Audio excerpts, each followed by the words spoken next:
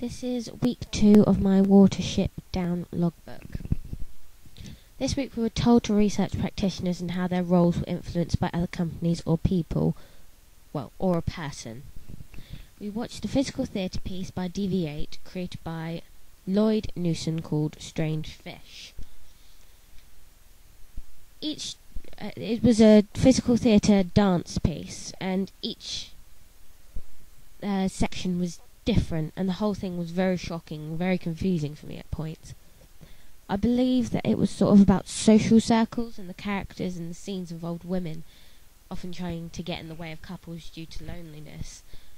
People were also avoiding a very happy-go-lucky person, who I think was a character that was feeling very lonely on the inside, because he was acting out in such a positive way, and people were avoiding him. He was actually very lonely inside. There was also a theme of feeling ashamed of yourself. Each character seemed to have a goal in each little section of this, but every time a goal was reached, the goal changed. And it was just very, very intense, very emotive in the way that it was done. And even though there was hardly any talking, apart from in a very short section of the piece, I could understand the conversation that was going on, which I felt was just amazing, considering I often don't get physical theatre pieces. Yeah, Strange Fish really left a big impression on me. And after watching it, I felt that I should try and be as emotive as them with my movements as a rabbit, but just tone it down a little bit so that it's not distracting from the scenes that are going on.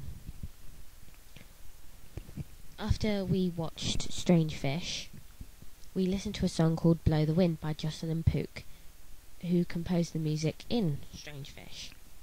The music reminded me of playgrounds, war and abortion, which are three very different things, but somehow seem to combine themselves. My overall image that I got in the duration of this song was this image of childhood being destroyed. After listening to this, we were then placed into groups to create a physical theatre piece to go along with the music. My group's piece was about child abuse. The story went along where the father and the mother, the father was played by me in this, they were out and she was pregnant, the wife was, and then she started to go into labour. Rushed her to the hospital, she had the baby, and then she died. Then there's this flash forward of the kid, and she's playing in the playground, and then the mother-in-law comes and starts hitting her in that. And the dad doesn't realise what's going on. He's just at the side, praying to the mum, hoping that she's going to have a good life. And while all this is going on, the mother who had died is watching from the sidelines, trying to help but unable to, as she is no longer there. I felt it was a very powerful piece, but we could have done a lot better had we had more time. I felt I blended into the background a bit, and personally I should have done a lot more. But I shall work on that and try to be a little bit more there on stage.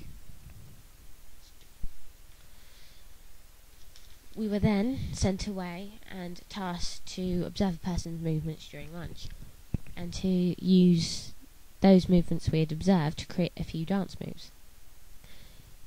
They then put us into groups of 3. We performed a move to trigger the next person's move. So say for example I just ran my fingers through my hair and then flicked, that would trigger someone else's move. We randomised the moves a lot and twisted it round, but did them in turn so that it flowed.